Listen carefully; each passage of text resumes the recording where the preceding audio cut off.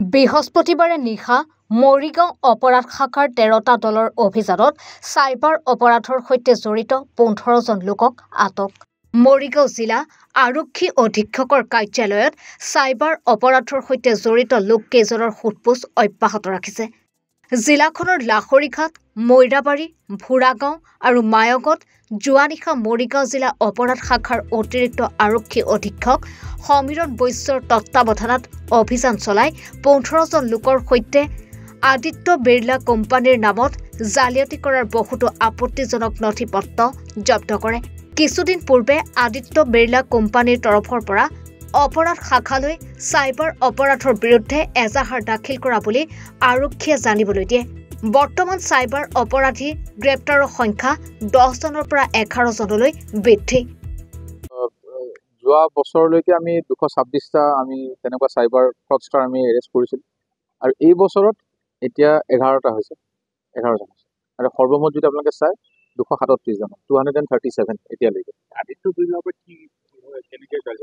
আদিত্য বিৰলাটো তেনেকুৱা ধৰণৰ fake SIM card use কৰিছিলে, ফেক চিম কাৰ্ড ইউজ কৰি পেলাই ফেক আধাৰ, পেন, বেংকৰ একাউণ্টবিলাক ভুৱাকৈ বনাইছিলে আৰু ঠিক আগৰ দৰে তেওঁলোকৰ গোটেই মডাছ অপাৰেণ্ডি আৰু কি কৈছে লোন লৈছিলে আৰু প্ৰায় 4 লাখ 5 লাখ এজনমান মানুহে 4টা 5টাকৈ মাৰিছে আৰু চব বাহিৰৰ, অসমৰ নহয় বেলেগ বাহিৰৰ মানুহৰ নামত তেওঁলোকে চব লোন লৈছে। নথিপত্ৰ আমি কেইখনমান আধাৰ কাৰ্ড পাইছোঁ, অলপ চিম কাৰ্ডো পাইছোঁ, চ' সেইখিনি ভেৰিফাই কৰি আছোঁ। ইতিমধ্যে আমি আদিত্য বিৰলাৰ কোম্পানীয়ে দিয়া এফআইআৰৰ ভিত্তিত ইয়াৰ আগতে আমি প্ৰায় 20 দিনমান আগত আমি 3জন মানুহ এৰেষ্ট কৰিছিলোঁ। 3জনক আমি অলৰেডি এৰেষ্ট কৰি জেলত পঠালোঁ আৰু বাকী এই 9জন আৰু বাকী 2জন এক্সিছ বেংকৰ লগত জড়িতও ইয়াত আছে আৰু বাকী যি 4জন আছে আমি সোধপোছ কৰি আছোঁ। যদি তেওঁলোকৰ বিৰুদ্ধে আমি তথ্য প্ৰমাণ পাওঁ ডেফিনেটলি আমি এজ পাৰ ল অপৰাধীৰ বিৰুদ্ধে অভিযান আমাৰ অব্যাহত আছে আৰু যোৱাকালিও আমি জিলাখনৰ বিভিন্ন প্ৰান্তত বিশেষকৈ মায়ং, লাহৰীঘাট, মৈৰাবাৰী, ভোৰাগাঁও এইবিলাক এৰিয়াত আমাৰ প্ৰায় 13টা দলে বিভিন্ন স্থানত অভিযান চলাইছিলে আৰু অভিযান চলাই পেলাই আমি প্ৰায় 11জন আমি আটক কৰিছোঁ। সৰ্বমুঠ আমি 15জন আমি আটক কৰিছোঁ, তাৰ 11জনৰ বিৰুদ্ধে আমাৰ তথ্য পাতি পাইছোঁ আৰু বাকীকেইটা আমাৰ সোধপোছ চলি আছে, আমাৰ অভিযান চলি আছে আৰু এই যিটো অভিযান চলিছিলে ইয়াৰ মূলতে আছিলে যে আদিত্য বিৰলা ফাইনেন্স কোম্পানী এটা আছিলে।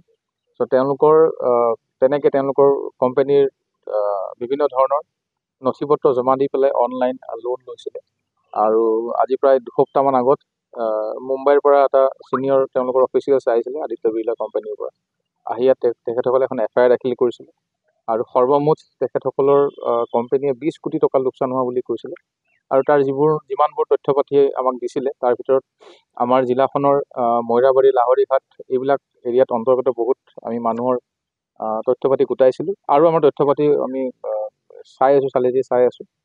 তো আমি 11জনৰ বিৰুদ্ধে আমাৰ বিভিন্ন তথ্য পাতি আমি পালোঁ আৰু তেওঁলোকক আমি এৰেষ্ট কৰিছোঁ।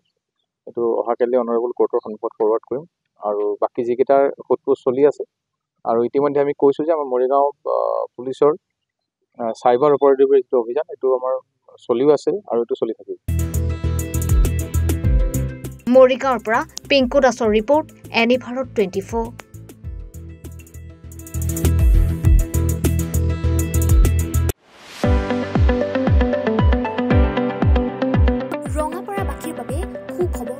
আপুনি যদি দুচকীয়া বাহন ল'ব বিচাৰিছে তেন্তে এতিয়াৰ পৰা আৰু চিন্তাৰ কোনো প্ৰয়োজন নাই।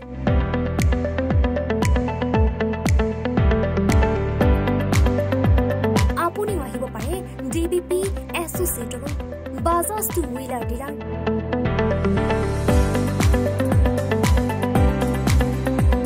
আমাৰ ঠিকনা ৱাৰ্ড নং 8, ঠাকুৰবাৰী ৰোড, ডাকঘৰ, ৰঙাপাৰা, জিলা শোণিতপুৰ। আমাৰ যোগাযোগৰ নম্বৰ 9435707133 9707967285285।